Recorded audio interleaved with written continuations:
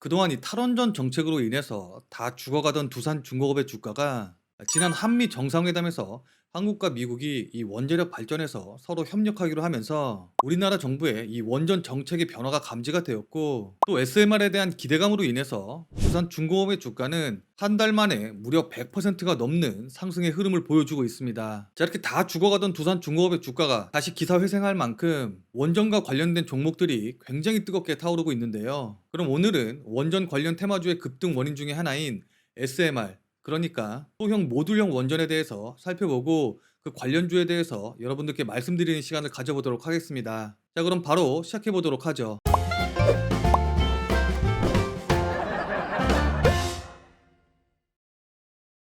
안녕하십니까. 금보이는 투자생활 금투생의 김민우입니다. 자, 우선 SMR, 그러니까 소형 모듈형 원전에 대해서 한번 좀 알아봐야겠죠. 일단 이 SMR 같은 경우에는 발전 용량 300메가와트급의 출력을 갖는 원자로로서 과거에 이 핵 잠수함이라던가 핵 항공모함에서 사용되던 핵 관련 기술을 민간 발전용으로 개선시킨 것으로서, 우리가 알고 있는 일반적인 원전은 원자로 증기 발생기라던가 가압기 등이 따로 분리가 되어 있으나, 소형 원전인 SMR 같은 경우에는 이 원자로 증기 발생기라던가 가압기 등이 일체형으로 제작이 되어 있기 때문에 기존의 원자력 발전소처럼 원전을 건설하는 개념이 아니라 공장에서 제작을 해서 현장에서 바로 조립하는 것이 가능하기 때문에 건설비가 기존 원자력 발전소를 짓는 것에 비해서 상대적으로 굉장히 저렴하기 때문에 세계적인 원자력 발전소 건설의 트렌드가 될 것으로 전망이 되고 있습니다. 또 원자로 모듈을 냉각 수조에 잠기게 해서 유사시에 방사능 누출 위험이 낮고, 또 발전 용수의 사용량이 적어서 해안가가 아닌 내륙에도 건설 가능하다는 장점을 갖고 있는 것도 특징이 되겠죠. 자, 이런 SMR 기술 같은 경우에는 아까 서두에도 잠시 말씀드렸다시피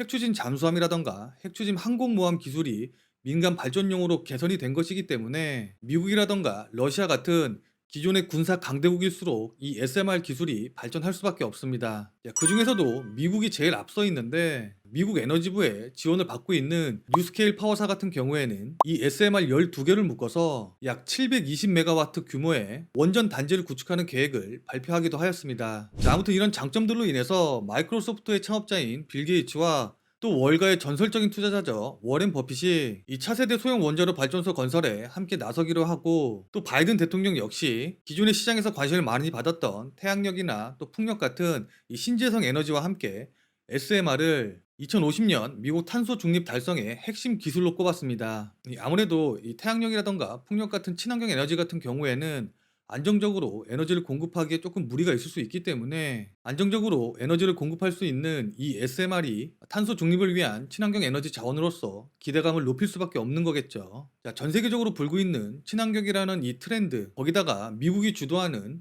정부 정책에 대한 수혜까지, 자, 이렇게 생각해 보니까 단기간에 그칠 이슈가 아니라 장기간에 그리고 지속적으로 이슈를 받을 수밖에 없는 메가 트렌드라는 느낌이 팍 오시죠. 자, 그렇기 때문에 우리가 이 관련주들에 대해서는 지속적으로 관심을 갖고 지켜볼 필요가 있을 것입니다. 자, 그럼 이 원전 관련주에 대해서 한번 좀 살펴보도록 하죠. 자, 일단 뭐니 해도 두산중공업부터 좀 살펴봐야 될 것 같은데, 미국 원자력 규제위원회로부터 SMR 설계 인증을 받은 뉴스케일 파워에 500억 원의 지분을 투자해서 향후에 이 회사가 SMR 건설에 나서게 되면은 컨소시엄을 구성해서 핵심 기자재를 납품하기로 했기 때문에 SMR 시장이 커지면 커질수록 이 두산중공업 같은 경우는 실제적으로 수혜가 가능하기 때문에 우리가 관련 대장주로서 관심을 갖고 지속적으로 좀 지켜볼 필요가 있을 것 같습니다. 자, 그리고 나머지 관련주들도 좀 살펴본다고 하면은 한전기술 같은 경우에는 원전 설계 기술을 갖고 있어서 관련주로 분류가 되어 있고, 한전 KPS 같은 경우는 원전 유지 그리고 보수 사업을 진행을 하고 있고요.